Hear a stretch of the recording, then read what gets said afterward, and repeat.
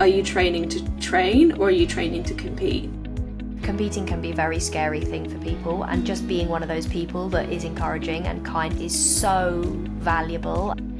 This podcast is brought to you by Premier Performance and Champion Equestrian. Hello everybody, happy Wednesday and welcome to episode 9 of This Equestrian Life. We are going to be talking all about competing today in all of its many formats. Rhi, how are you? How's your week been? I'm good. Well, I always go first, so how's your week been, Miri? Oh gosh, sorry, yes, you actually did just say that when we preambled, but there we are. My week has been busy.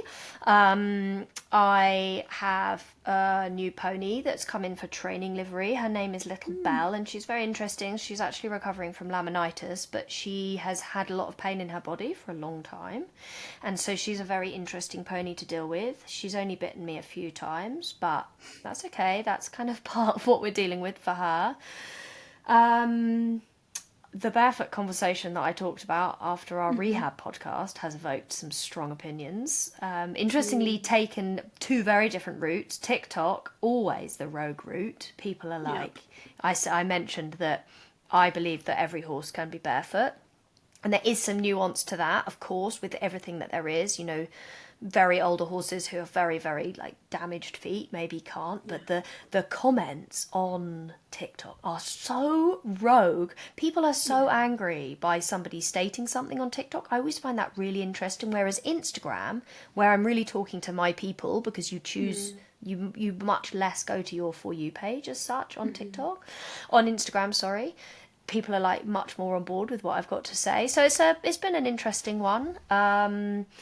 And then the other thing that I wanted to touch on is my anxiety has taken a bit of a hit recently. I've been noticing my anxiety has been much more again. And I have started working with somebody who does somatic therapy. So much less about talking. And we had our first session last week. And it was so interesting. She asked me about my diet.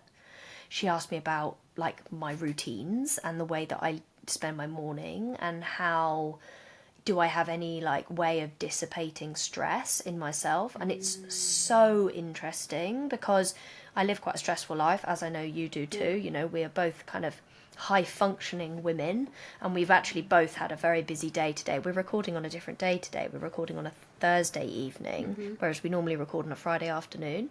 And it's quite interesting to we've both been up since 6 o'clock this morning. We've both talking at that time. We've both been working very hard. We've both just come off calls. We're both very busy.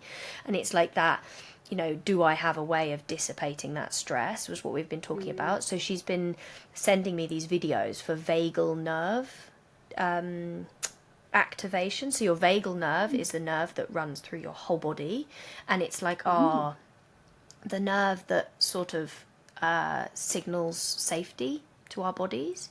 So you can stimulate your vagal nerve by just rubbing your neck, for example. You can stimulate it by looking in both directions. And it's been so interesting because when I stimulate it, so when I do these exercises, I then yawn afterwards. And I was even explaining it while hacking the other day with one of my clients. And I was explaining about this exercise and I showed her a little bit, and then I just started yawning and I wasn't tired at that moment. And I think it's our body's way of letting go, and it's that incomplete nervous system response that I was talking about before, where we shake and then we sigh. And I think everybody could do with this. Everybody needs this. I'll put her details in the show notes because she shares a lot on Instagram, and it's really, I'd love her to have more people following her, because the things that she talks about when I've been going through the hard things I've been going through have resonated so deeply. That's why I reached out to her and worked with her. So yeah, here I am, settling myself with these nerve things, and it feels really good. I woke up the other morning so stressed. I just woke up there was a lion in the room, and I thought, oh my God, this feels horrible. And I did these exercises and I just checked in with it, and I've said to myself, this is just an emotion, this is just a feeling, it's going to pass through, everything is energy. I did my exercises, and the difference I felt was so instant And it just passed, and I just got on with my day, and I didn't feel affected by it all day. It didn't like stick.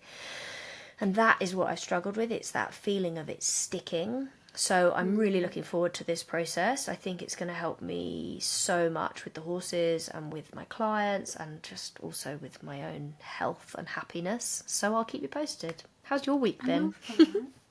I love that. Well, I have been implementing somatic shakes at the yard before I ride because, like you said, it's been quite a stressful time, and I can like feel the cortisol in my body. And when I have stressful days, I'm just tense a lot of the day. Like I hold a lot of tension in my shoulders and in my sternum and stuff. So when I go to the yard to ride, like I just don't want to have that. So that's been interesting. I have an update.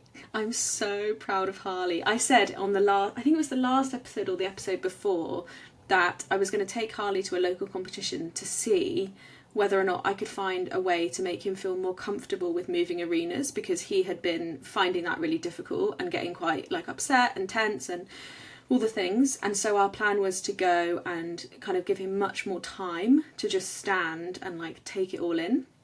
And so I took him out to Felbridge, which is our sort of local venue, and we got there quite early, and I got him off the box, and he just like, he's so good on the ground at shows. He's like very chill and like quite happy, and he just like was taking it all in. And there's pictures on my Instagram, his little face just so cute. Like I put his little massage pad on, and he's got, you know, there's like chaos going on the showground. Like we've got the show jumping going on, the buzzers going off every few minutes, there's horses in lorries that are absolutely kicking the out of the lorry. You've got people riding up and down, lorries arriving, and Harley's just there with his equilibrium massage pad on, just like, oh, this is fun.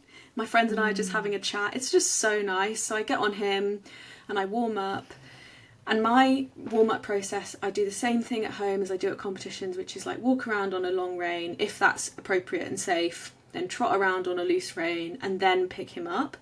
And when you're at a competition, it can be so tempting to just grab hold of them and be like, you need to be in an outline now, because everyone else is. And sometimes you've got mothers in there being like, do this and do that with their children. And to ignore that and just be like, I'm following my process, it's about me and my horse, was like, it's like a big thing.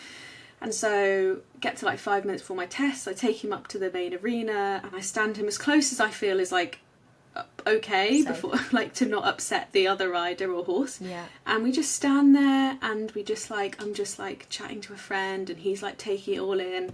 And then she finishes her test and I'm like, right, I'm going to ask him to walk on. This is like a kind of moment of truth without putting pressure on it. He's either going to be like, I'm fine with this, or he's going to be like, I'm not fine with this. And he just walks in and he's like having a little look, which is fine. And I walk past the judge's box and I'm like, morning, and I'm still walking because he's still looking at everything. And I remember thinking, like, please give me enough time to go around the arena once in trot. Like, please don't call the buzzer now as I'm coming down towards, what is it, C? No, A. And they did. And they let me come round again, and it was really nice. And then we did a really nice test, and actually we came first in the whole of the, like, little thing. I say little, it was like, I don't know, it must have been like, I think it was about 10 in the class, and we got like 65.2%. I actually threw like 3 marks away because I did really dodgy centre lines and not a square hole. So I was so delighted, and I was talking to my coach about it today, and I think one of the things I really enjoyed about it was that because I didn't go with the mindset of like going to compete, I had this lovely mindset of like, I'm here to be a mentor, I'm here to coach my horse. And so I just felt so much more relaxed, and like, if he had a spook, I kind of just laughed it off and was like, like, you're fine, like, you know, and it just felt totally different. It felt like a different way of being there, and I really want to try and carry that on. So I loved that. I think what a wonderful segue into our topic today, because that presence is so important when we are competing, and that's something I've really struggled with historically. Is it's like I have an out-of-body experience when I go in the ring, and I don't feel like I'm there, and I don't feel like I can actually ride. It's kind of like I feel like I go into autopilot, and I hope that autopilot is good enough, whereas it sounds like you really aligned with the process over the product. And then you were able to give your horse what he needed, what he was offering, and then what you were offering then aligned, and then you have this lovely experience where you actually have a nice time when you go to a show. Like, I have spent so many days at shows feeling really stressed and not feeling, feeling like I get there and I need to go to the toilet. And when I was a child, actually, I was sick a lot at shows. And I remember there was a time when I went to a show when I was maybe 12 or 13, and I had a pony. His name was Pluto, and he was really cool, but he didn't load well at all. And we'd borrowed this massive horse box from the yard, and I mean like huge, like it was really big. It must have been like 12 ton or something, like a really big one. And my dad drove it all the way to Norton Heath, and I worked myself up into such a panic that I was almost catatonic when I got there. Like, I couldn't get my body to move, and I was sick, and I didn't compete. He didn't get off the lorry at the other end. My parents must have been like, what are we doing? This girl is so anxious and worried she can't even function. And I actually don't remember a lot of my early shows because I was so stressed. It was like utter horror for me. And Do you get it? Because you talked about the nerves you feel even as an adult. When you go into the ring, does it like fall away and you're able to do the test, or is it still there? Historically, no, it stayed. And I could remember being at the mouth of the arena. There's always like an entrance point, and I could feel my heartbeat in my throat, like pounding. I think competition is often very high intensity. Like, I've jumped big jumps. Like, I used to jump 140s, and that is a lot of pressure. And I had a horse, Mo, who I still have her. She's retired now, but she carried a lot for me. Like, she was very, very bold, and if I got it wrong, she was like, got this, keep coming. She used to stop actually a lot when I first got started, because I used to see a terrible stride all the time, and she'd be like, no, I will not jump jumps off that distance. But as I got better, and then we were jumping bigger fences, she was kind of like, hold my beer. And if I got it nearly right, she was there with me. And by the time you're jumping that big, the rhythm of the canter takes a lot of the flat, like the stress out of it, because you're going at such a rate that the rhythm carries you on a distance. But yeah, I do feel differently now, and I think that has come from changing my perspective on competition. And I think this is what you've done too, right? Yeah. And this is something, we'll talk about competition in a practical sense, like how we can prepare for it in this podcast, but also my experience of it. I used to compete for other people, like ride horses for other people. I used to be on a yard where we would load 18 horses onto a lorry and we'd go to a show all day. And that's a very different thing. Those horses were sometimes for sale. They were being produced on behalf of an owner. There was a competitive edge to it where you were doing it for a purpose, potentially financially driven, potentially just for the production, or it was less about enjoying the process, and it was very much about enjoying the product. If you came home in profit, you did well. And so I think, having grown to do things for myself and realizing how important the partnership with my horses is, and how much I enjoy the process of the training. I keep saying process because it is so much that. It's not about the end goal or the rosette. That's like the icing, but it's all of those cake ingredients that are so important to me, that mean I feel very differently about competition.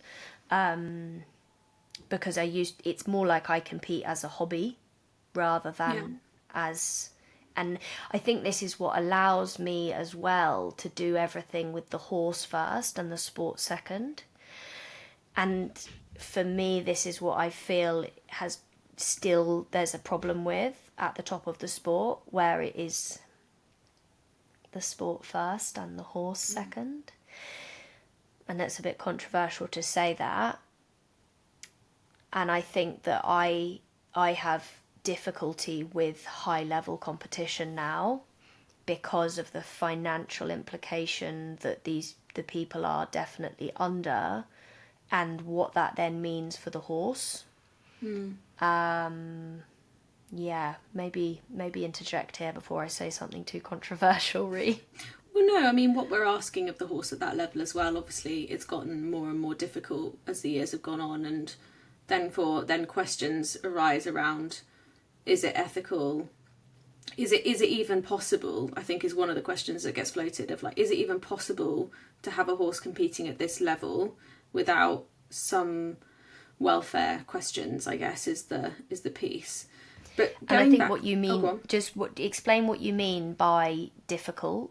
Like, what do you mean by that? I know what you mean, but for the people listening. So I guess like eventing, like the jumps get bigger and wider and the tracks get more difficult technically. In dressage, some of the movements or the number of movements expected at that level in quick succession, and the strain that puts on a horse's body, and the way that you have to train a horse to get this big exaggerated movement, there's questions over like, can you train a horse ethically to get to that level? And there is, there are answers on both sides. There will be riders at the top of the sport who say, I absolutely can. I think there's a thing in marketing which is like, there's a triangle, right? It's fast, good, cheap. And the thing is that you can never have all three. You can have it fast and cheap, but it won't be good.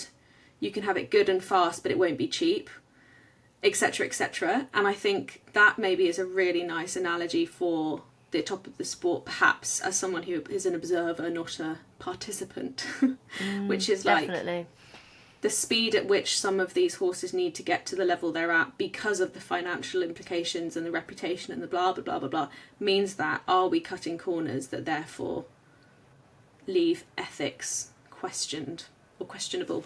Definitely. I remember I worked on a couple of big yards, and there were some practices that took place that it was just absolutely nothing to do whether the horse liked it or not. And it was everything to do with how competitive that horse could be. Mainly show jumping. I haven't had experience in eventing or in like a high level dressage yard, but you hear stories and you know people, and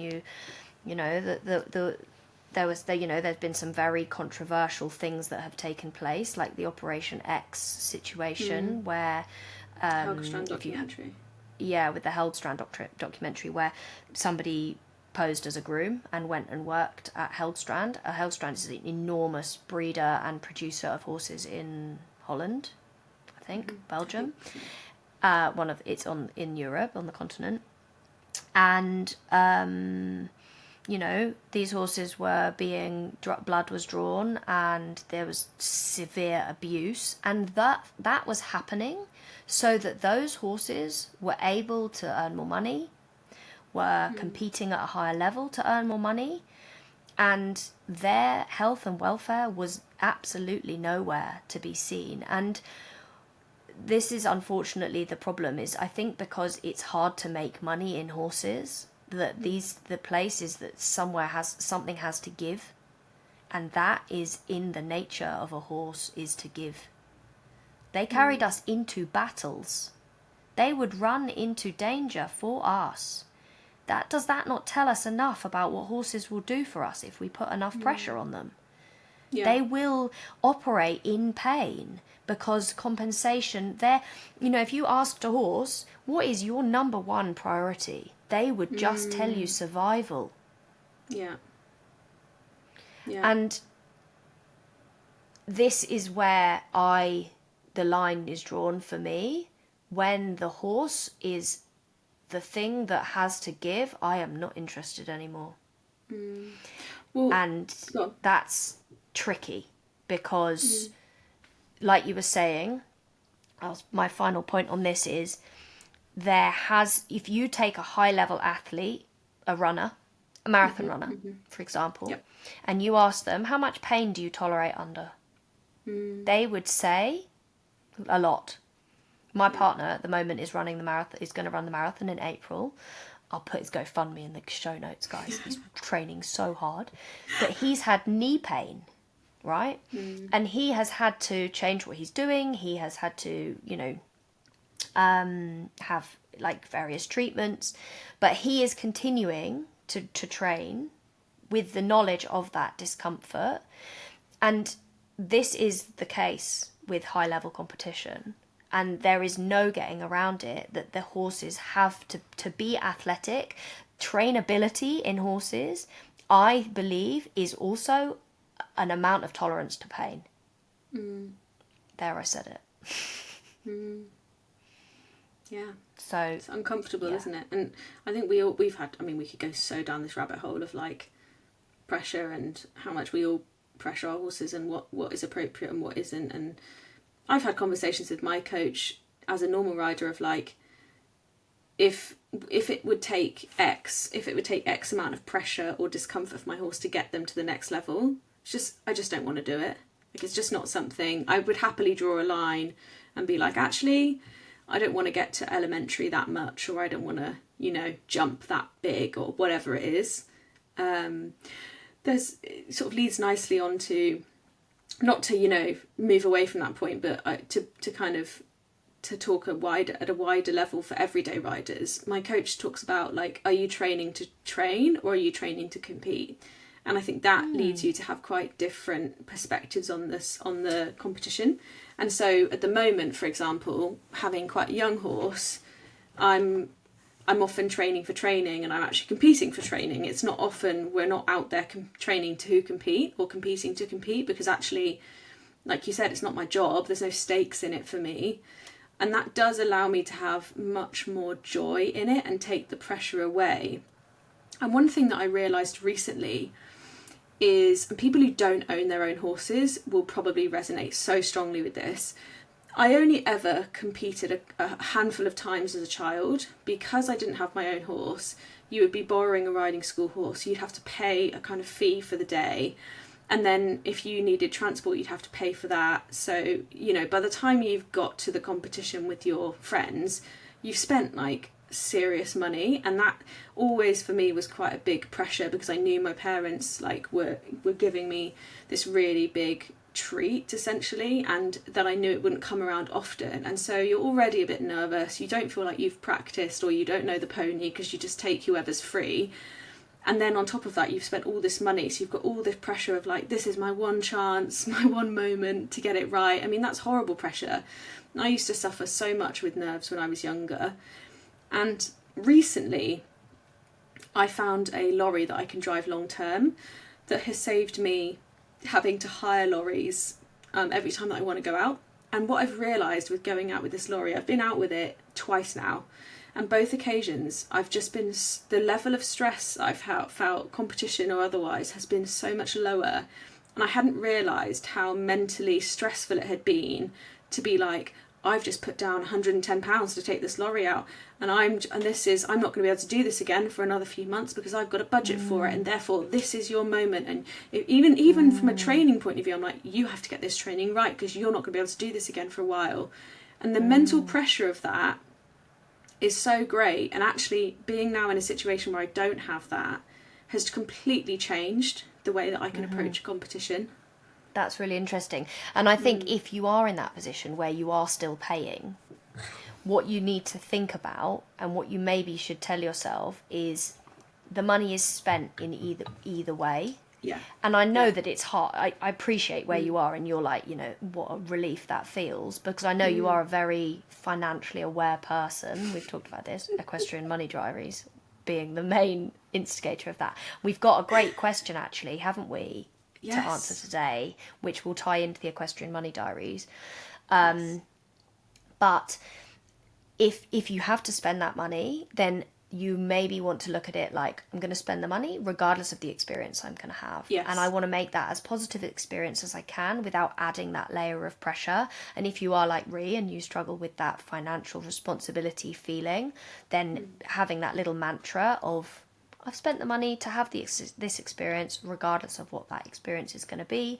I don't want it to impact the pressure I put on my horse. And I know that you would never put the pressure on Harley, but you would just feel it. right? Yeah, and you can't help it. Like, if you're in the middle of a test and you're feeling all that pressure anyway and something doesn't go quite right, you are going to be a bit more like, oh, that circle wasn't good, and you can't help yourself. So, because we all want Yeah. to do well. Yeah, I think I'm For whatever incredibly reason. hard on myself and always have been. And I don't think I used to think of it as a negative thing. I sometimes think of it, I don't know where I am on this, or I don't know whether it's good or bad, but I think I have very high standards for myself. And I think that, sometimes I would say, oh, I didn't get that right, or I didn't do this and didn't do the other. And I'd really kind of like be unpleasant to myself about it. Whereas now I try and see it as like a helpful thing of being tough on myself. I'm like, how can this help me improve as such? Because that like negative talk, you don't want to be like, you can't shame yourself into being better. You can only like help yourself improve basically, and like talk to yourself in a kind way. And a coaching technique that I really try and instigate when I'm coaching, which is a helpful one, is if you were to have maybe you had four faults, you're jumping a show jumping around and you had four faults, my suggestion would always be think of two things that were really good and then one thing that you want to improve on for next time. And just having that mindset of there will always be positives. Even if it was maybe difficult, there will always be something that was positive. Like, even if you had a really difficult situation and the horse stopped and it was complicated and this, that, and the other, maybe the way that you handled it was really good. Or the way that they then softly walked out of the ring after you got eliminated. They can be whatever the small things may be to find that improvement the next, to help you carry it through to the next time. That was one of my top competition tips, is not just to focus on what is hard, to focus on what was good, regardless of the hard. A huge thank you to today's sponsors, Champion Equestrian. If you were to look back at images of me on ponies as a child, in many of them I'm in my body protector, and to this day my dad will still ask me why I don't have one on at times. I value the safety of myself and my horse incredibly highly, and it's why I choose to wear Champion, which is proudly handmade in Britain. Taking the top 4 spots in the Virginia Tech helmet ratings, their MIPS range of hats offers the best protection possible without compromising on style or personality. My body protector of choice is currently the TI-22, which has been getting plenty of use on my journey of owning a young horse. In April and May, they have some hugely exciting product updates coming, so do sign up on championhub.com to be the first to hear about them. I like that, and I like the way that it allows you to, because one thing that I think used to make me nervous was other people, like, oh, what will they think of me? What if I do badly? What if da da da da da? And actually, competing in dressage is quite helpful for that, because you're often just competing against your last score, or you're like, oh, I'd really love But that's a mindset. That is a mindset. Well, yeah. And I don't think I have that mindset. But I love that you have that mindset, and good for you for having that mindset, because when you're producing a young horse, it's so relevant. Yeah. Well, yeah, and also you don't know who you're going to be against. Like, you could be in a class of 2 of you, and then if you win, does that mean that you've done a great job, or does that just mean that there was only 2 of you and you got quite lucky? Like, I don't know, and I prefer to think about my own scores, because I just don't like competition against other people, which sounds really weird because I compete, but like, it makes me really nervous. Like, I've never been one for like, even team sports, like, or running, like, when you have to run in the same race as everyone and you all start at the same time. I just can't think of anything worse. That really stresses me out. And so the idea of just competing against my old score, or being like, I'd really love to get 63% today, I feel like that's in my control, and it can't be taken by anybody else, kind of thing. Well, what is even more in your control is something that's, sometimes having goals that are defined by someone else's opinion is not in your control. True. So for you, it might be less so saying I want to get 63%, but it might be like, I want my canter transitions to be softer today, so I'm going to think about how I can set him up for that. I want to feel overall like the test is more relaxed, so I'm going to make sure that I have my 2 minutes of pausing before I go in my test. And this is where we get that sweet spot of understanding about process over product, because with the product is I'd like to get 63%. Yeah, well, Grumpy Sally, the judge, might not Doesn't want to like give Irish you, drafts. might not like an Irish draft. She might think that actually you look like a potato on a horse, and you have no control over that. Like, I used to No, it's ride this true. lovely horse, Obi. He was an Irish draft. Obi! Actually, we don't know what he was. He was he was a Heinz 57 potentially. Gorgeous is what he was. He was black and white, and he was You say huge. he was, like he's, you know. Sorry, he is black and white, and he's huge, and he's actually not that big. He was actually only about 16'2", but he had such a presence. Quite big. Yeah, fair enough, but not like huge. He's not chunky. Like 17 hands. He was chunky yeah. too, though, so Yeah, stamp of a horse. and he was a cob, big cob. He was hogged, and sometimes the judges would love him, and he'd get really cool scores, and then sometimes they'd just give him a really rubbish score, and it was because they just decided he was a cob and they didn't like him. And you know, that was never in my control. Whether I got a rosette, not in my control. Whether I got a great score, not in my control. But I could control the small things, the centre line. Mrs. I didn't write a good centre line the other day. Is what you said. Overshot it How completely. much, how supple he felt, how square, how consistent he felt in the connection, how up he was in the pole. All of those things were in my control, and so it's that you want to focus on when you're going competing. And I think that is also the biggest part of what has brought back my presence to competition, because I'm focusing on how Zora feels. I only have one horse that I'm competing at the moment, is my darling Zora. I've had her since she was 3, and I don't talk about her that much because she's so wonderful, and she is like this lovely progressive thing that I have created. I bought her as a 3-year-old, unbroken and unbacked, and I have produced her up to the point that she's at, and we are about to go and enter an elementary, which is very cool.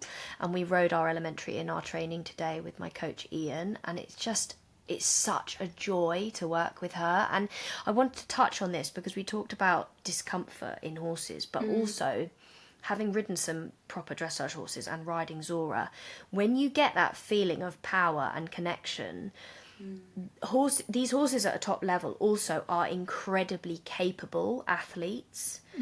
And knowing your horse's strengths and weaknesses also is an enormously important thing for knowing like what they're going to be good at, if that makes sense. And those horses that are at that top level are also incredibly athletic creatures. You know, it's kind of like if you've got short legs and a short body, you might not make a very good gymnast, but you'd be an amazing weightlifter. And I remember, have you seen that picture? And it's got like a monkey, an elephant, a fish, a bird, and a giraffe. Oh, is this like, oh, well, I can't breathe underwater, and it's like, but I can't. It's more simplistic, more simple than that. It's like, we wouldn't judge you all on how good you were at climbing a tree. Oh, right, yeah. I don't know what you were talking about. No, I think I'd just taken it and run with it in different areas. But yes, I like that. That's simpler. But in theory, you were going to say the same thing. But it's like, if you wouldn't judge a fish's ability to climb a tree over the same as a monkey's, they would be very different things. And so that's the same with our horses. So it's knowing your horse's strengths and abilities is also going to help you in enjoying them in that different way and knowing what their level is going to be. And those horses that compete at that very high level, their bodies are also designed for that. And I think that part of the problem comes with these big breeding programs is that not all of those horses will be able to do the job that maybe they were originally bred for.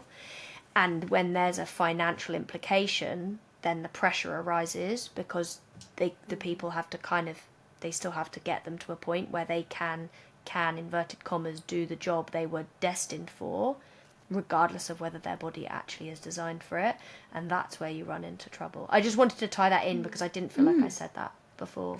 Well, on the positive side of that's part of the beauty of getting to know your horse. And I think, to your point, when you know what their weaknesses and strengths are, you can the competition can fall away because it's just about you and them. I was in a lesson with Harley today and it cracked me up. We were cantering and I couldn't get a good feeling on the right rein. He just felt a bit off, and he's like spooking at things and sort of having a look, and I was like cantering along and he spooks at something and I was like, Harley, like, come on. And my coach goes like, let's just like slow things down. She was like, when you do that, she was like, he is baffled. She was like, he has no idea what you want, what you're saying. She was like, he is just confused. I can literally see it on his face. He's got no idea, and he's getting quite stressed because he doesn't understand what you're asking for. She was like, he's baffled. She was like, we have to slow it down. And so what we actually ended up doing was a bit of leg yield to the outside of the track, using the track as a kind of magnet in trot and canter for a little bit, just repeating it. And he went beautifully. I mean, she was like, that was a cracking bit of leg yield, actually. And I just felt like I was sat on Vellegro. Like, he was amazing. And she was like, you have to simplify it for him. You have to ask more simply, and you have to show him in a simple way what it is that you want, and then you have to repeat it. She was like, if you start throwing all sorts of things in, she was like, he just can't do it. He gets baffled, and then he gets stressed because he can't answer your questions. And I just loved that word because it was so cute and it really summed him up. But it's that thing of like knowing what they need from you, even in a show environment. And making sure that you ride the horse that you have in that moment, not the one that you maybe had yesterday. Because you'll have experiences where you'll be like, oh, I can ride a prelim. And then there'll be the next day and it won't be so possible because they'll be feeling a bit over their limit. And if we expect them to be the horse that they were the day before, you are going to run into the problem like you ran into today, where you were expecting something rather than hearing what he was offering. Like, I love that phrase of the offering side of it, because then you get to see, like, where are we at today, right now? Funnily enough, I'd gone into that lesson being like, yeah, I'd really like to have a jump today, like, good to jump with my coach, love that. And we were literally warming up and I'd got this canter, and she was like, it's funny because if that canter hadn't bothered you and you were like, I really want to jump, like, let's just crack on, she was like, then we would have just cracked on. She was like, but I know that you're someone who you like to have everything in place. You don't just want to jump. You want it to feel right and balanced, and the wheels would have slightly fallen off it. And so we actually didn't jump at all. We just worked on this canter, and that's it, isn't it? I think it's accepting that, like, you're training for training. Accepting our horses. I've got a client at the moment, and it was so interesting. She said to me that she accepts her horse. Her horse is pretty complicated. And she was saying how she really accepts her horse for every part of her. And there are some unhelpful parts that were created by her history. And I think we have to show ourselves that same feeling, like my anxiety that I was talking about. Like, I have to really accept that is a part of me that is trying to keep me safe. And when we see our horses in that same way of them being spooky or complicated or resistant, we need to accept that is a part of them that is showing up and needs our support. And when we can do that, I think things start to become way more fun. Because instead of feeling that resistance of like, oh, why aren't you doing what you normally can do? And we say, okay, that's what you can do today. I accept you for that. How can I help? Yeah. Then we start to feel more fluid, I think. 100%. And this does tie into competition, although we've slightly taken a left turn. But there was this quote I saw the other day, and I actually put it on my Instagram because I was like, oh, I love how this translates to my relationship with my horse. And the quote was, I would never sit at a table that you're not welcome at, which basically means, like, I would never put myself in a situation where the morals and the ethics or whatever don't align with, or, like, for a human, I guess it would be like someone making fun of somebody else or not accepting someone for who they are.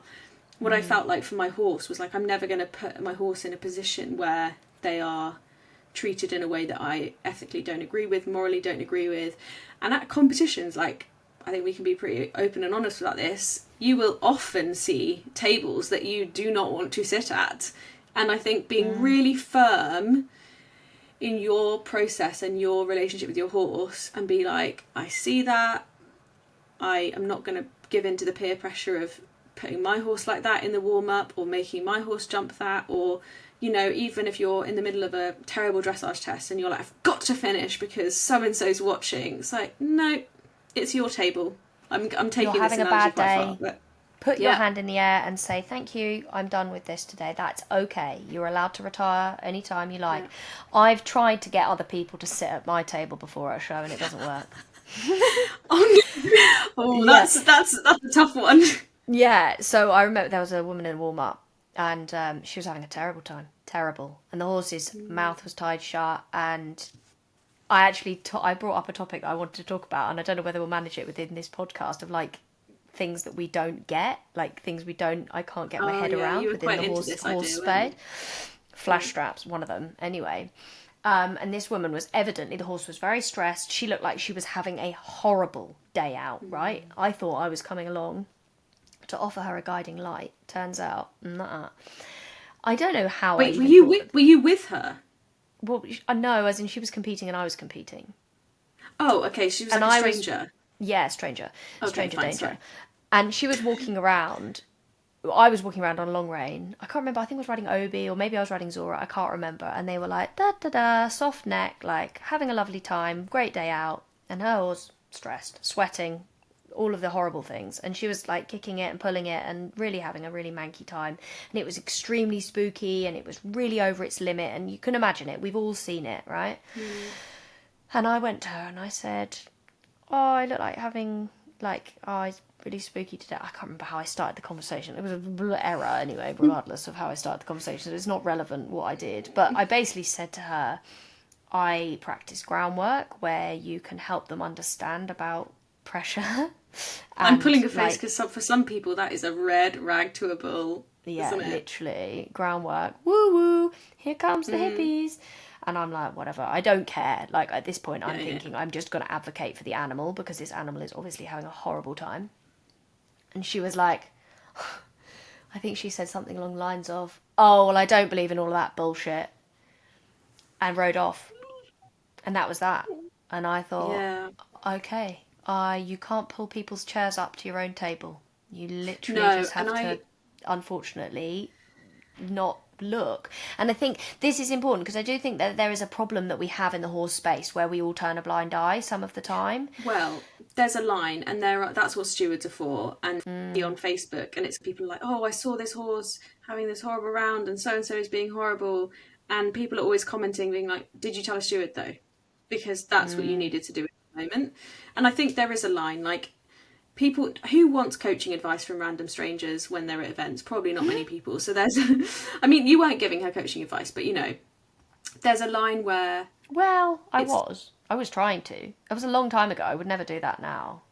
I guess, But it is hard to see someone having a really hard time with a horse and giving the yes, horse a really hard time. But you're right. The key thing is to go to the steward and say, this person is not having a nice time. But the difficulty is there is a line that is drawn, and the British Show Jumping have brought out a very new, very strict whip rule. Where you're not allowed to take your hand off your rein and use your stick. And obviously the whip rule changed as well because you have to ride with a baton, which is like a padded thing. Yep. I mean, And I've seen short. someone give a horse a whack with a baton and it is horrible. It's still a big thing. And but they've changed it now where you're not allowed to, any use of the whip is basically complete. You're basically allowed to carry it. You can't do it a couple of strides out or something like that, isn't it? Something like that. I can't remember. We all? probably should have. I think it's at all, really. Oh. They're very, very strict on it. But then a person can still be riding in a really very strong bit and a pair of draw reins and a pair of spurs and giving the horse a lot of grief in the warm up. And it's kind of this funny, where is the line? The line is extremely blurry, and that's what I think is difficult. I remember there was a person riding a lame horse in the warm up once, and I did go to the steward and I said, that horse is really unsound. And I remember them going up to them and speaking to them, and they then took the horse out and they didn't compete. If I'd have gone up to that woman and been like, "Excuse me, your horse is lame," she probably would have knocked out my front teeth. So there is a way of, there is a way that you have to go about these things, definitely. And you have to be really careful because, like you say, people don't want unsolicited advice. And I commented on a video on the internet this week and I gave some unsolicited advice because I couldn't not... Miri. I know, but she whacked the horse on the head. And all of the comments were so... This woman was riding this horse and it was rearing and it was stressed and it was napping, and I thought, I can't just scroll past this. Like, I want to be, even if I'm the real minority in this moment, I'm going to say something. And I commented and I said, it said the comment was like, oh, I always forget that horses have a reset button, and this woman was slapping the horse on the head, and then the horse carried on going forwards. And she, all the comments were like, oh yeah, you know, if you crack an egg on a horse's head, it'll think it's whacked its head and it's bleeding, so then it will stop rearing, and all of this horrible stuff. And I commented and I said, or you could just not train your horse to the point that they have to display this behaviour. Like, you listen to the whisper rather than waiting for the shout. And I was completely shut down. I was called a TikTok trainer. People were like, she was talking about you when she said TikTok trainer. And I think, wow, this is what we're up against. There is such a systemic issue with the use, doing some air quotes, of horses. And if I am the minority voice of change, I will die on that hill, and I'm fine with it. And there is change, but it's slow going still. Go on, you have to say. Yeah, I mean, I have to say I'm quite lucky, I think, in the sense that because I'm competing at a very low level, I mean, like, Harley and I go out and do intros, like, we're not, you know, and I don't jump out at venues because I can't think of anything worse at the moment. I would literally be sick. There is no judgment of riding an intro from someone who rides at a different level. I think any amount of getting to that point with a horse, and there will be people out there, Rhi, who that is their greatest goal. Yeah, you're so right. I shouldn't play it down. No, you shouldn't, because getting to the point where you can safely ride a horse in an outline, in an arena, in walk and trot is a big deal. And actually it's something that can be a lovely aspirational thing. So please, carry on. So true. Well, what I was going to say was, because I often ride at local shows, there is a different energy. Like, it's not as, well, I haven't experienced a super competitive vibe. People are there because they love their horses and they love the hobby. And so I guess, yes, you don't tend to see, or at least I haven't seen, really awful things that make me uncomfortable in warm-ups, for example, because it's just not the same energy. And I do think that there's something for being that person in that space. I'm not saying you've got to bloody make friends with everyone, but there's something really nice about, like, as someone leaves the warm-up, if you're nearby, being like, good luck, like, you know, that's a really nice thing to do. Yeah, it's a nice thing to do. And if you're waiting for your test and someone comes out, just be like, well done, like, great test, beautiful horse, whatever. Like, it's a really nice thing to do, and it creates such a lovely environment. And actually, when I was at Felbridge, I had a couple of people come up to me who like recognised Harley, which is always nice. And because it's local, people do sort of know us. Were they your fans? And they were fans, weren't they? Well, they're people that there's one. There's a lovely lady called Caroline who also has an Irish draft, and we talk quite a lot, and she'd said that she was going to be at Felbridge earlier that week, but she ended up being there on this day, and we were just chit-chatting away, and it was so nice. And like, I just think competing can be scary and nerve-wracking, and sometimes I remember people who did it for me when I was at my first outing, were just like, good luck, or like whatever, and it really makes a difference, and you like feel so much more comfortable, and it's just nice. Just be nice. Yeah, you know? I think, yeah, true. Like, sometimes competing can be a very scary thing for people, and just being one of those people that is encouraging and kind, even if you just smile, even if you talk about the weather, you don't, you know, creating that space is so valuable. And I think sometimes, you know, you'll say like, good luck, and people are like, what? I know. And it's like we're all aliens and we're at the Olympics and we should be like, oh my god, screw her, she's gonna beat me. Competition doesn't have to be like that. It can be just fun. Like, I have a friend, she built my website, and she's also a horse communicator. She built my website first, and then I discovered she was a communicator. It was meant to be. And she also did our branding for the podcast. So if you're listening, Eleanor, we love you. Anyway, she spoke to Zora. And you can tell me I'm mental if you want. I don't care. If you've just turned off the podcast because you think I'm completely off your tits, then that's fine. No, I actually really want to do this. I just find it weird when people get it done and they're like, your horse said that they love their pink saddle pad. And I'm like, on list of priorities, I don't think that's it. No, that is, that's not what Eleanor talks about. But what she did talk about, which isn't totally dissimilar actually, is how much Zora loves her shiny bridle. And how she loves, and she has a bridle that we compete in. It has a patent noseband. You can go and look at my Instagram if you don't believe me. And it has a sparkly headpiece. Headpiece. Oh my god. I do know how to train horses, guys. It's called a brow band. Sparkly brow band, not sparkly headpiece. Oh, anyway, embarrassing. And she told Eleanor, she said, I love it when we get dressed up together and I wear my shiny bridle and we get to go out and we get to go and show off together. I like it when she takes me on my own because I know that she's only paying attention to me, because I find it a bit hard when she's got all of those other horses that she trains. And I agree. Like, I took Zora for a lesson today and I wore my smart boots and I made sure I was wearing a nice numner and I was my nice saddle pad, my Equitex saddle pad. And, you know, that for me is a big part of it, is that partnership. And she obviously feels the same, and I wholeheartedly believe that. Eleanor didn't know that was what we did, you know. Yeah. And she was like, she said, do you have a different bridle? And I said, yeah, we do. She says she likes it. It is really fun. You know, and that is a thing, like, as everyday riders who are probably the mainstay of our listening audience, why do you go to a show? That is such a valuable question to ask ourselves. Why do you ride your horse? Because getting in touch with that will help you reconnect with then that, like, flow state, rather than that maybe something that feels a bit jarring. Do you compete because the other people on your yard do? Because we were talking to Amy, the producer, and she said, I'd love to compete, but my horse isn't up to that anymore. And it's like that. What is your why? And then how can you then shape your process to support your why?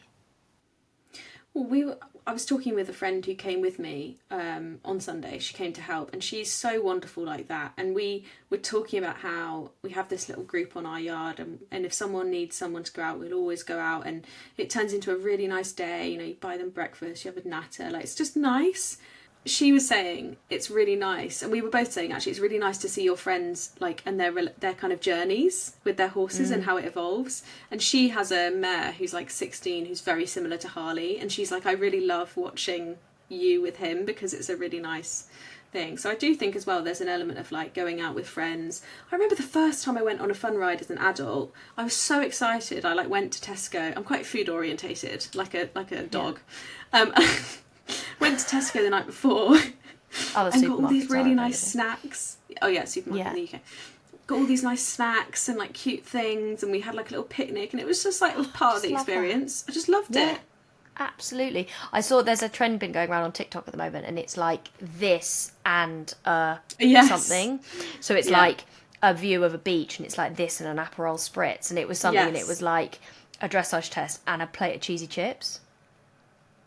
As a newly found vegan, I'm not a vegan, don't worry, but I don't eat the cheesy chips part anymore. But chips are still good, minus the cheese. I do miss the cheese a little bit, but I was actually next to someone in the lorry park at my show on Sunday. They had the cutest little ponies. We were chatting to them a bit because we needed the pony to move over so Harley could get on the lorry. And anyway, towards the end of the day, or the end of my time at the show, the mum and the daughter were arguing because like the cheesy chips order had gone wrong, and she wanted something and it wasn't quite right. And I did find that quite funny because it's like the pinnacle of the show day. Yeah. And mum's messed up the order. Oh no, what a tragedy. I know. Show food is a definite point of contention, isn't it? Some shows have terrible food and some shows have great food. Well, also, if Activate Your Seat, lovely Maeve and Stephanie, who were here last week, were on this call, they'd be telling us that show food's generally terrible because we should be fueling properly as riders, and yet we don't. So that is another thing that I've definitely noticed, is since I've shifted my perspective on competition, I can eat before.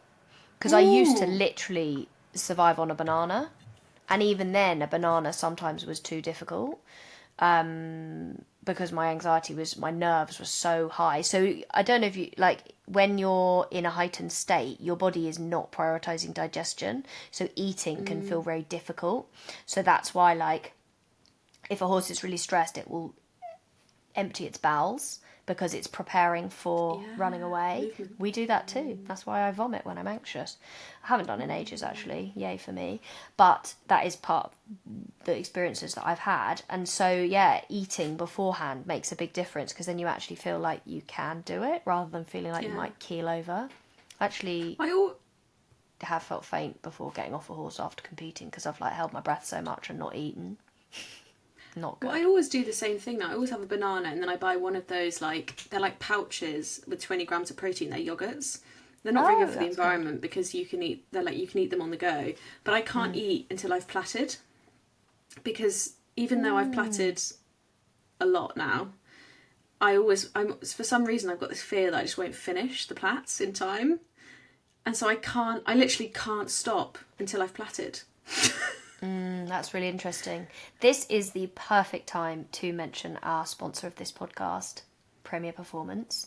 Both Rhi and I have used their human calm cookies, and if you are someone who does really struggle with your nerves and you do need a little bit of extra help, their human calm cookies are really brilliant. They are 100%. Easy, you don't have to think about it too much, you can kind of nibble on them. They're not the most delicious thing in the whole entire world, they're not like eating a biscuit, but they are you have to treat them like a tool. Treat them like a tool, and the difference I have felt has been enormous, and I know you've had quite a positive experience with them too. Yeah, I've tried. So I did used to get quite nervous when I was first competing, and I tried calming cookies a couple of times, or the human calms, and had a really good experience. And then I thought I'd try another product that was on the market that was supposed to do a similar thing. And it just didn't touch the sides. And I knew, because I know my nerves will not just go away because I think myself into thinking I've eaten something that has a placebo. Like, it's too strong for that. And so it was really obvious when this other thing hadn't worked and the calming cookies did. I think, to your point, it's quite nice to see how the horses feel, because you don't get sleepy or weirdly calm or like spaced out, but you just feel more capable. Like, everything for me, the nerves are just brought down like 2 or 3 notches to a level that still feels like excitement. I can still feel my emotions, but I just feel like capable and confident.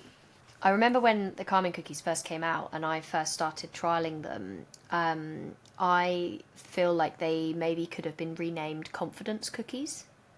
And because it's not a feeling of, it is a feeling of calm, but it is a feeling of confidence then. And I think the difficulty is excitement and nervousness are very close to each other on the emotional spectrum. So it's like that, like you say, it's like bringing you down to that level where you then feel capable, confident, able, without that huge adrenaline spike. So thank you so much, Premier Performance, for giving us the opportunity to discuss your wonderful calming cookies. You can use the discount code that is in the show notes to help you with your order.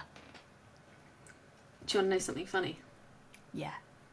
I was once in quite a state of not feeling confident or calm on a show day, and I was in such a rush to have a calming cookie that I ate the horse one by accident.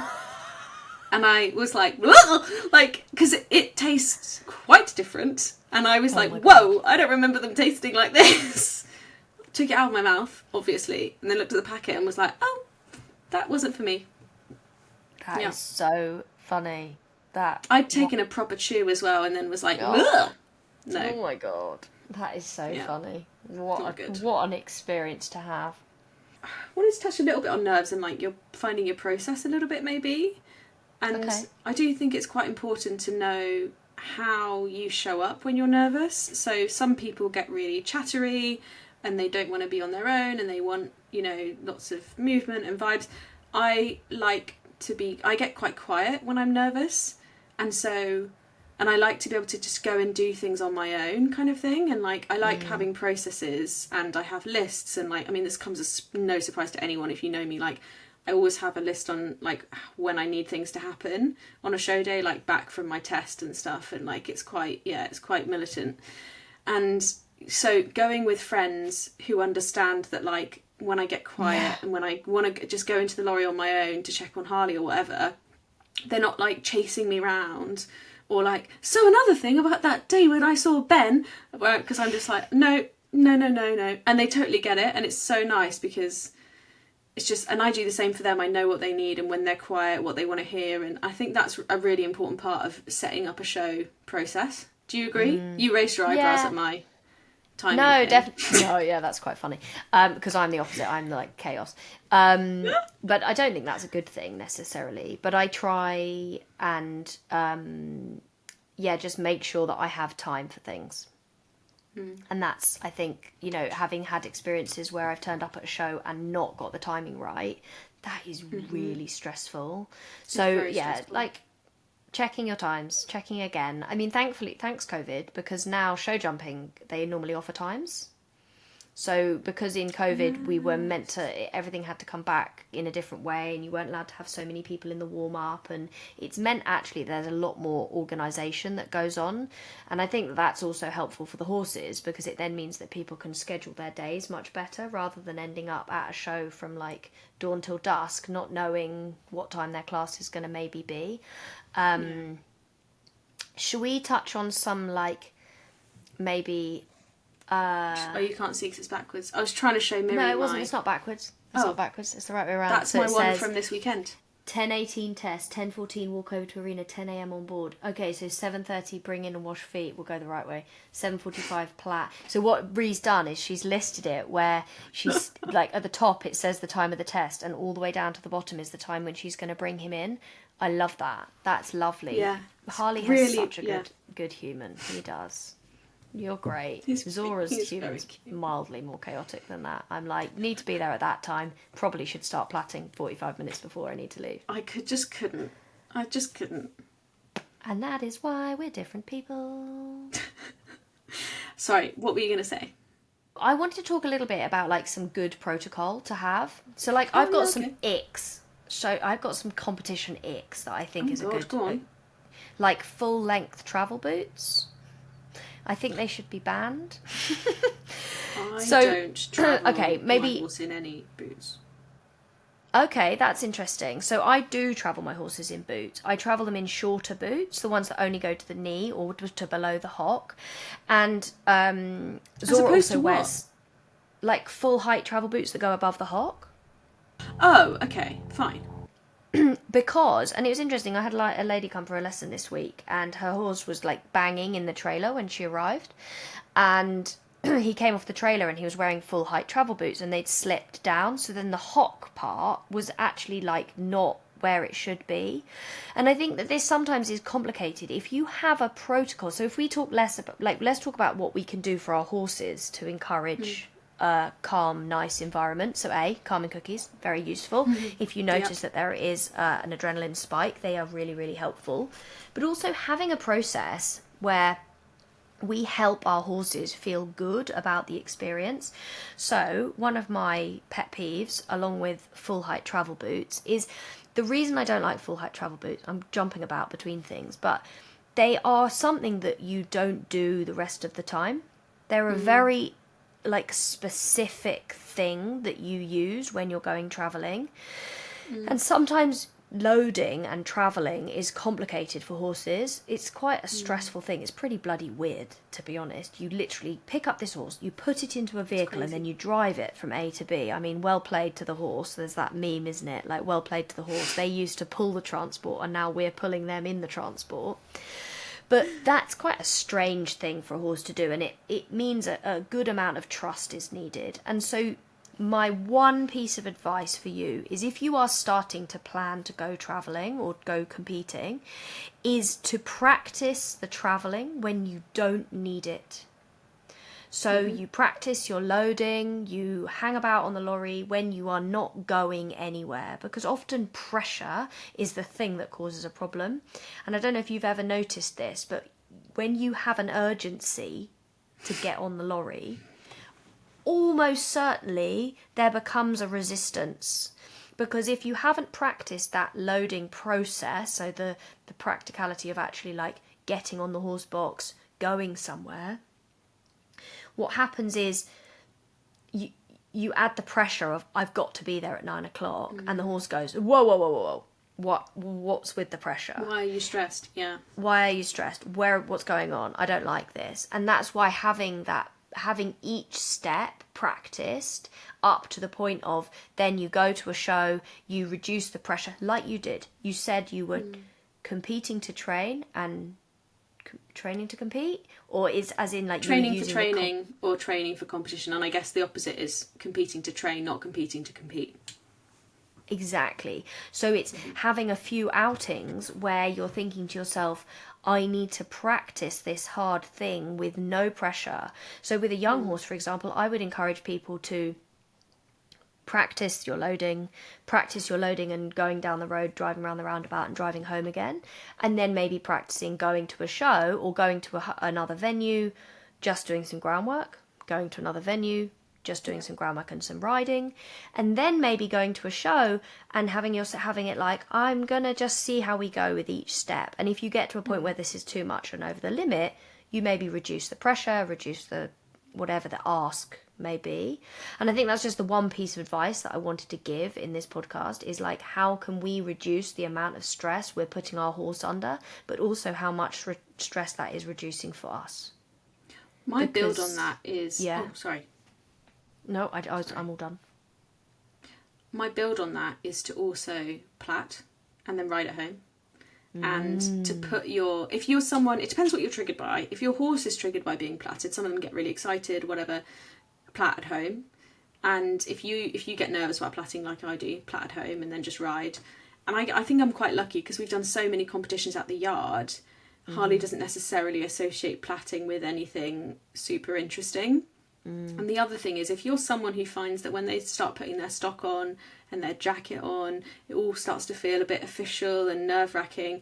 I know people that do full dress rehearsals at home to try and take away the kind of the feeling that you get when you put on your jacket. So do that as well, even if people look at you like you're bonkers. Tell them you're going hunting after. Yeah, Abby Blood Lyle, hunting. who's Trail hunting. Obviously. Trail hunting, not actual fox hunting. Abby Lyle, who is such a cool human being. Never met her, but she's wonderful on Instagram. She does something. She used to do something called Full Out Fridays, where they would ride like their whole test on a Friday. And I don't think she got dressed up, but you could do that. You could do that if that helped. That was a helpful thing to do. I've never really found that side of it. That's stressful for me. I think it was always the pressure I put on myself that I found the most stressful. And I think it was because I was completely out of touch with why I was doing what I was doing. I used to find tying my stock stressful because it would always take me longer than I thought it would. And now I have a ready tied one. Yeah, we know. There's a whole TikTok. That was a saga. That was so funny. How many videos did you make about tying a stock? Literally like 6, and they got so many views. Yeah, because, okay, guys, picture the scene. I've always had a normal stock that it's like one piece of fabric and you tie it yourself. And it used to stress me out because every time I needed to compete, I'd have to watch a frigging video to remind myself how to do it. So I was like, I've had enough of this. I'm going to buy ready tied stock. Unbeknownst to me, I bought a half tied stock. So it wasn't done. It was like so odd. It was like, it had the ring that went around your neck, but then it had 2 bits that stuck out and just a bit at the bottom. It made 0 sense. And a square, like, so I was on TikTok and I was like, oh, this will be funny. So I put up like, I can't work out how this stock is meant to work. And I just did like, loads of people just gave suggestions and it kind of took on a mind of its own. And so eventually what I have, it's not in here, it's downstairs because it needs a wash, but what I had to do was fold the square bit in half, pin it. Don't worry, this is a podcast. Literally nobody knows what you're talking about right now. I know, I'm doing movement, but anyway, the point is it sort of works, but also it's not great. But it does reduce the pressure I feel before I get on because I'm like, well, I don't have to tie this. Well, I don't. Mine is even less hassle than that. It's just always pinned up with a pin, and I just stick it on. Yeah. My partner's mum actually bought me a new one for Christmas. It's really lovely. It's beautiful. It's all sparkling. It's got navy on it and stuff. I look forward to wearing it. There's someone at my yard who has one from a brand, and I can't remember what the brand is called, but they're ready tied, but they're like properly ready tied, and they're really beautiful. They're all like patterned, and they're really, I can't remember what the brand is, but this one's even really cooler. Nice. It's got bits that you can pop her in and out of the middle to change it. So it's got like a navy bit that I can pop her into the middle. We'll put it in the show notes once again when we can't remember things. A forest green stock with little gold dots, and I'm desperate to wear it, but I don't have any occasions where I would be in tweed. Well, you can just compete in tweed. That takes me on to a good yeah. Of course you can. In dressage? Yes. Definitely. You know, also, they are changing the ruling on colour of breeches, and now you can compete in dark coloured breeches. And I love that. dark coloured numbners if you wanted. Saddle pads. Yeah, plain, if your Conservative. saddle pad is plain, yeah. You can't do like purple, but you could do like dark navy. It's conservative, isn't it? Yeah, obviously, because all Like you could wear the Equitex Night Blue or the Champagne, which is like a kind of dark beige coffee colour, whatever. or the silver, But yeah, I love or silver, yeah. or black. I do like the dark or breeches chocolate rule. brown. Chocolate brown. That's a good colour. Yeah. Sorry, I was just listing Equitex. Maybe I will wear tweed then. I'm going to look this up. I would Yeah. really like to wear that stock. Definitely. Are you sure you can do that for dressage? 100%. Okay. If I'm wrong, this won't have made it in the podcast because I don't like being wrong in public. But I'm pretty sure I competed in bright yellow breeches the other day because I couldn't. Well, not yellow. They were like beige. Like canary. No, they weren't my canary ones. I don't actually think I own any canary ones anymore. I used to do showing on 12-2 ponies, you know. That part of that I wouldn't do again. With little short showing. boots. I could put some pictures somewhere if you want. In fact, Yeah, I showed a friend I was showing some friends recently, and it was actually hilarious how small the ponies were. I used to ride because I'm about 5'5", so here it is. There's me, just loving it. So for anyone listening from home that can't see this, I'm riding a 12-2 pony. Her name was Pippin, She looks like a and Welsh something. section A, so small. You can see my left foot underneath her stomach. She was that small. I'm wearing bright yellow canary breeches, short brown jumper boots, tweed jacket, navy blue hat. I think I look quite cute. Gorgeous. Showing was Stay something tuned. that me and Obi never got on board with. So Obi was a show cob. That was how I originally got the ride, and I started showing on him. But he thought it was absolutely boring as piss. So he would bolt. Now, looking back, was he bored? Was he stressed? Who knows? But what would happen was you'd go in as a big group. Showing is not an enjoyable sport on a horse that has a low tolerance for excitable energy. So you'd go in on one rein, the right rein, I think it was always the right rein. You'd go in on the right rein and you'd walk around together, and then they'd say, trot on, please. And so you trot all around together. And then they say, canter on, please. And so you all canter. Now it was fine. Right rein, fine. You're in a double bridle, by the way, because that's showing etiquette. And he was a big guy, strong, all these things. Small woman, you get the drift. And then they'd say, somebody would come and stand in the middle and make you change the rein, and he would change the rein, and he'd trot on the other rein, and his neck would start to change, and he would grow a hand. I have video of him doing this. It was terrifying. And then they'd say, canter on, please. And I think, oh, I'm already cantering. And then there was a gallop, and that was where the point where he'd like just boil over, and he would literally canter, and then they would say, and gallop from here to here. And I was just, But you would you be doing this all together still? Yes, chaos. Oh, God. Utter chaos. And he would just set off 100 miles an hour. He did it towards a dressage judge once. I did medium canter down the middle in my freestyle to music, and he just set off at the judge at like too much speed, and their eyes just opened slightly wider, and they just retracted their neck into the collar of their jumper like, oh my God, is she about to come through the little shed I'm sitting in? I didn't, obviously. I didn't exit the arena or anything. It was fine, but it was a bit tense for a moment. He was a bit rogue. He was like fun, and then he was like chaos sometimes. And everybody thought he looked like a dope on a rope, but he was Sport Cob. He was Turbo Cob was his name, we called him. Turbo Cob. Oh, I would like to show Harley. I think he'd be really cute. But I remember his advert saying that he wouldn't be able to show at a high level because he's got a scar or sort of a bump on his nose, like mid down his nose. I don't know what happened, but you can't see it. But if you felt down his nose, I think it's there. And apparently that's unacceptable in the showing world. So that showing world is bizarre. Absolutely bizarre. Like, whoever took the judge out for dinner the night before was the person that was going to win the class. That's a controversial thing to say, Miri. I think it's You've said it now. True. Yeah, no. There's definitely that sort of. Well, when they changed the rules at Hoy's last year, there was quite a lot of hullabaloo on Facebook, wasn't there, around that? So, yeah, but some of it absolutely. good. A lot of people being like, "This is good changes," but I don't know enough about it to comment. To be fair. Yeah. God, this has taken many winding roads today. If you're still here, congrats, because Let's talk about that question that we had. Let's draw it back to something slightly more palatable for people instead of me just moaning about people showing. So every week we ask you guys to ask us questions, and sometimes we get questions, sometimes we don't. But we got a really good question. Well, Rhi got a really good question, and we want to share it. And we are going to give our 2 pennies worth on what we would do if we were in this situation. So Rhi, take it away.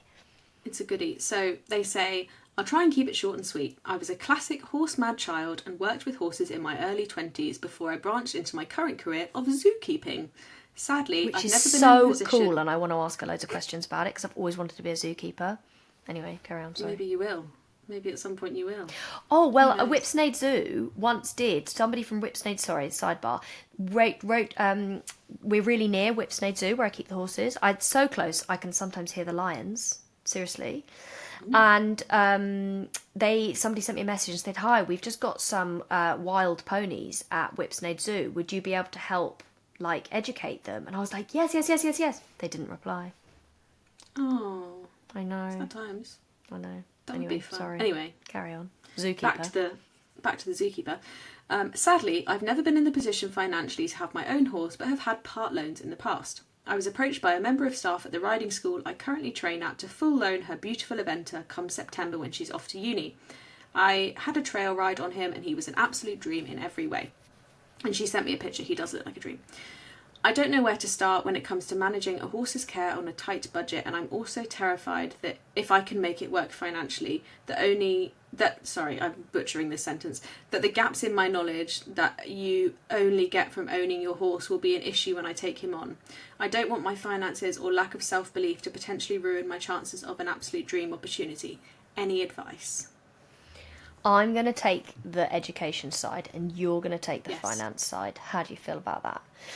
Well, I had one thought on the riding school thing. That was the only thing you I was going to say. You can also say that. Well, maybe you take it away. You go for it. Well, I was just going to say, firstly, she's come to you, so she must believe in you. So that's, big tick in the box.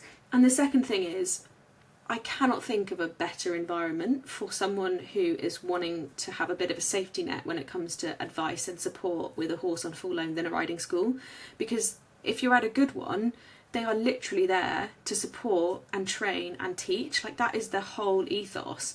And so I would say it is very unlikely at a good riding school that you would ever be in a position where you're completely on your own, that you don't have the chance to ask for help, that if something that you didn't spot would go completely unnoticed. I just think it's a bit unlikely. I actually think it's a really good environment for learning. So that was going to be my starting point. In terms of finances, I have a few videos on YouTube on this that break it all down. And I am going to plug Equestrian Money Diaries because it has hundreds of diary entries from people around the world and what they pay for their horses, and it's got a breakdown from full livery to DIY, what they're paying for farriery, feed, bedding, shoes, everything I could think of from around the country, around the world, what it cost this year versus last year. Like, it's very, very detailed. I'll put the spreadsheet in the show notes, so that's a really good place to start.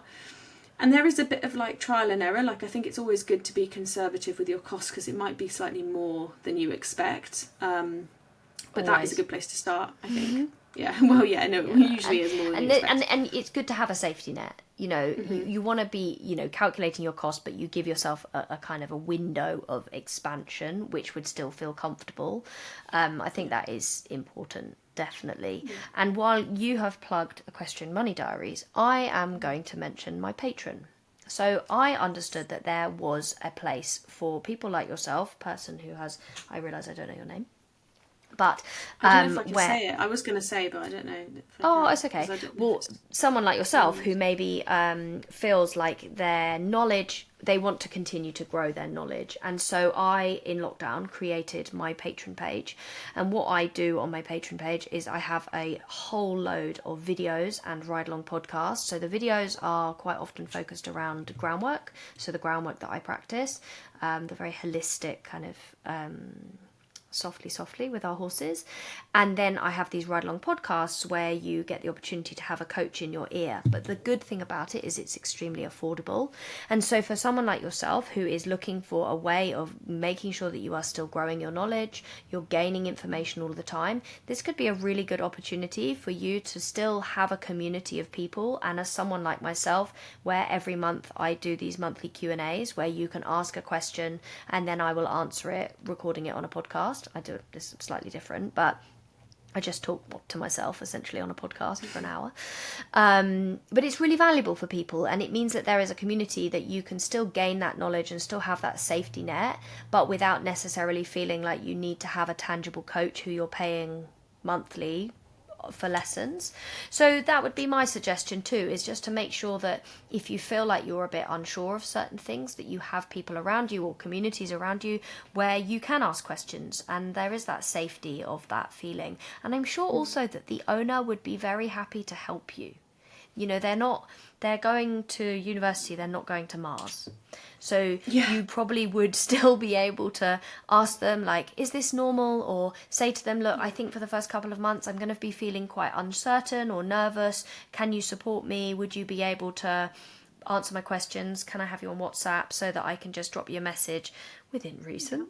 But that you can be like, you know, he was doing this, is that totally normal? And they could say, oh, actually, maybe he needs this or maybe he needs that because that's what he normally does. Like, everybody, you know, you're dealing with human beings here, and I think it's okay to be honest about your uncertainties. And if you are met with, no, I'm not helping you, then, you know, it wouldn't be maybe a situation. But I very much doubt that. And like Rhi said, you're on a riding school, so hopefully there would be people there that were willing to support you and happy to answer your questions and be a kind human being to help you along on your way. I also kind of just want to reassure you that even on my yard, there's people who have had horses their whole life, people who are first-time horse owners, people like me who are somewhere in the middle where I'm on my second horse, for example. And we still have discussions, like people will be like, oh, like, what rug are you putting on tonight? Like, I can't quite figure out what the weather is. And, oh, has anyone got any really good spray for the feet? Like, I'm struggling with X and Y. Like, it's not like you own a horse and suddenly you're a fountain of knowledge that knows everything instantly. Like, people are always having conversations. Someone might be like, oh, do you think he's got a fat leg? I'm just looking at it. Do you think like so, you know, your on the ground community is also important, and you shouldn't feel like it's alien to like ask questions and get a second opinion, provided that you've asked for it and it's useful.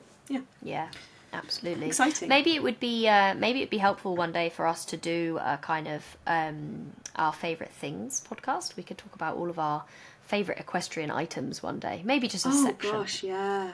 Maybe a little because I have a few that I'm like the ones I buy again and again, and me too, good definitely stuff. I've tried my fair share of crap. And so I've got a lot of things now that I'd be like, oh, this is the solution to that. Agreed. Oh, what a lovely conversation. Hopefully that rounds it off nicely, maybe. In between this episode recording and the next one, Miri and I are actually meeting up in person with our horses. Harley and I are going to visit Hertfordshire to see Miri. We're doing a shoot for the podcast, and we're also just going to do a bit of groundwork together, and I'm going to try and do a bit of videoing and stuff, but I just think that's going to be so fun. Miri's never met Harley in person, and I'm so excited. Oh, I can't wait to meet him. I'm really looking forward to it. It's really cool. I'm really looking forward to that. So we will see you guys for next time. Thank you so much for listening to This Equestrian Life. We've got one episode left of this series. For season one. We're going to have a little hiatus, very short one. And then we will, so thank you so much for listening. Goodbye for now. See you next week, guys. Bye. Bye.